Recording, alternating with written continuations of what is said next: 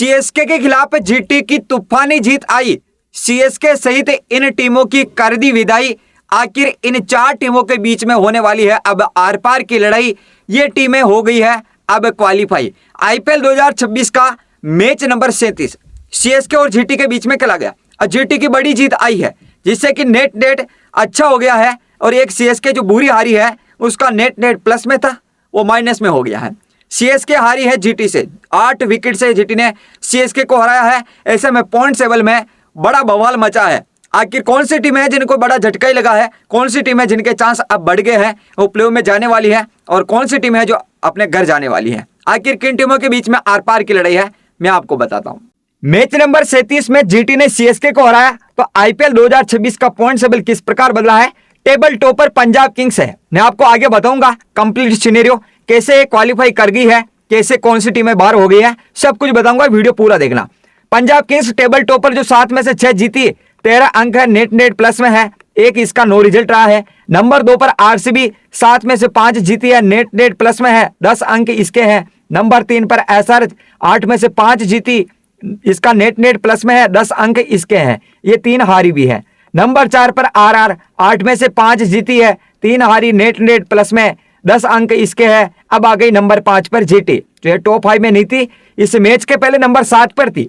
ये डीसी और सीएसके से नीचे थी, लेकिन अब इनसे ऊपर आ गई। 8 में से 4 मैच ये जीत चुकी है, 4 हारी है, नेट नेट प्लस में है, 8 अंक इसके हैं। उसके अलावा आप देखेंगे नंबर 6 पर सीएसके, जो कि 1 पायदान नीचे खिसकी है, 8 में से सिर्फ ये 3 जीती है, 5 हारी, नेट नेट जो प्लस में था माइनस में हो गया, 6 अंक इसके हैं। नंबर 7 पर डीसी 7 में से 3 जीती, 4 हारी, नेट नेट माइनस में, 6 अंक इसके हैं। नंबर 8 पर एमआई 7 में से सिर्फ 2 जीती है, 5 हारी, नेट नेट माइनस में है, 4 अंक इसके हैं। नंबर 9 पर एलएसजी 7 में से 2 जीती, 5 हारी, नेट नेट माइनस में, 4 अंक इसके हैं। नंबर 10 पर केकेआर 7 में से सिर्फ 1 जीती, 5 हारी, एक no result, net net minus में, 3 अंक इसके। पॉइंट टेबल में केकेआर सबसे नीचे है। अब देखें तो हर एक टीम को 14 में से 8 मैच तो जीतने होंगे। हर एक टीम लीग स्टेज के 14 मैच खेलेगी, और हो सकता है कि 14 में से 7 मैच जीत कर, क्योंकि 15 प्लस अंक हासिल कर लेंगे, 15 या 16 अंक, तो आसानी से क्वालिफाई कर जाएगी बिना नेट रेट की लड़ाई के।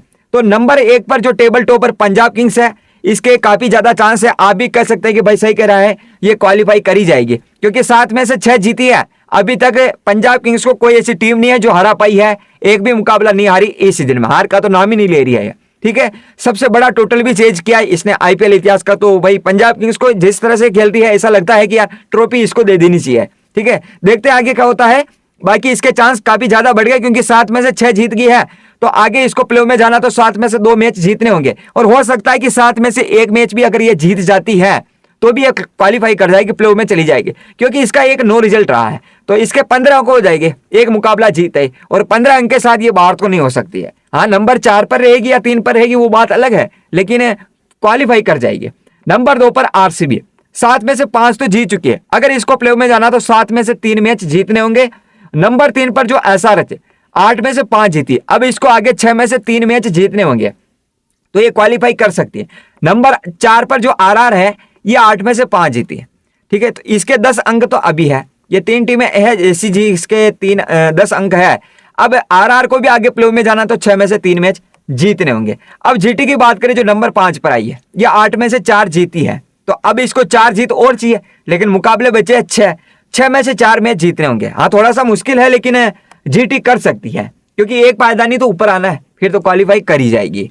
लेकिन आप कमेंट करके बताना कि आपके हिसाब से कौन सी 4 टीमें होगी जो इस बार प्लेऑफ में जाएगी। बाकी नंबर 6 पर जो सीएसके एक बार नीचे खिसकी है, अब ये 8 में से 3 ही जीती, तो इसको 5 जीत चाहिए, लेकिन मुकाबले बचे 6, तो 6 में से 5 जीतने होंगे। बहुत मुश्किल है सीएसके के लिए, वापसी करती या नहीं करती, देखते हैं आगे। नंबर 7 पर डीसी, अब ये 7 में से 3 जीती है, तो आगे इसको 7 में से 5 जीतने होंगे। थोड़ा मुश्किल है डीसी के लिए भी, क्योंकि इतना बड़ा टोटल भी डिपेंड नहीं कर पाई है, तो 7 में से 5 जीतने होंगे डीसी को प्लेऑफ में जाना है। तो एमआई की बात करें जो 5 बार की चैंपियन टीम है, रेड डॉट है, हालांकि बात की जाए थोड़ा नहीं बहुत मुश्किल है, 7 में से 2 जीती है, 6 जीत चाहिए, तो 7 में से 6 मुकाबले इसको जीतने होंगे, प्लेऑफ में जाना है। तो एलएसजी का भी वही, एलएसजी को 7 में से 6 मुकाबले जीतने होंगे। केकेआर की बात करें तो केकेआर 7 में से सिर्फ 1 ही जीती, तो इसके 7 जीत चाहिए ना, तभी 8 होगी, तो 7 के 7 मुकाबले जीतने होंगे इसके। तो ये MI LIG KKR के लिए तो बहुत मुश्किल है, बहुत मुश्किल है। लेकिन हाँ, Punjab Kings, RCB, SRH, RR के लिए काफी आसान है। हो सकता है कि कौन सी टीमें अब जाएगी। मेरे हिसाब से मैं आपको बता दूं कि 4 टीमें कौन कौन सी है जो क्वालिफाई कर ही सकती। 2 टीमें तो देखो पंजाब किंग्स और RCB मान लीजिए, ठीक है। अब 2 टीमें कौन सी होगी, उन टीमों के लिए, 2 टीमों के लिए 5 टीमों के बीच में जबरदस्त लड़ाई रहेगी, क्योंकि 2 तो ये हो गई, ठीक है। फिर उसके बाद 3 टीमें वो जो MI LIG KKR, वो 5 और 2 3, अब 5 टीमों के बीच में, जगह 2 है, 5 टीमों के बीच में जबरदस्त लड़ाई है। आप कमेंट करके बताना कौन सी टीमें प्लेऑफ में जाएगी।